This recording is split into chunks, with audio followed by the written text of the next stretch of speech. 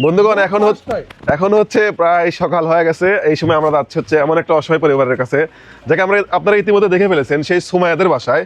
ওদের বাসায় না আজকে না গেলে কালকে চুলাই জ্বলতো না, এমন একটা বাসায় যাচ্ছি। ওদের বাসায় নাকি খাবার নাই, এই জন্য আমরা যাচ্ছি হচ্ছে ওদের বাসায়। 1 বস্তা চাউল এবং এখানে আছে হচ্ছে একটা বড় মাছ, যেটা আপনাদেরকে একটু পরে দেখাবো, এবং সাথে আছে একটা মুরগি, এবং এখানে আছে হচ্ছে কিছু কাঁচা বাজার। চলেন যাই আমরা। আসসালামু আলাইকুম। এই যে মুরগি, মুরগিটা হাতে দিলাম।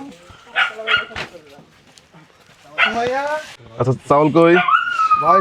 এই যান আন্টি, এই যে কলা, আর এই যে হচ্ছে চাউল, এই যে হচ্ছে তরকারি।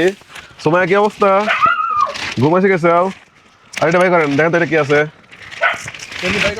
আপনি বের করেন। সেই বারটা থেকে আসছে বাজার, বারটা থেকে। খান না পাঙ্গাস মাছ? খান না আপনারা? হ্যাঁ খাও না? হ্যাঁ সত্যি কথা। বের করেন তো দেখি, 7 কেজি। দেখি কত বড় মাছ, বের করেন। সুমাইয়া বের করো তো, বের করো। বের করো, বের করো। আমু বের করো। বড় বাবা, তুমি জাগাইতে পারো কিনা?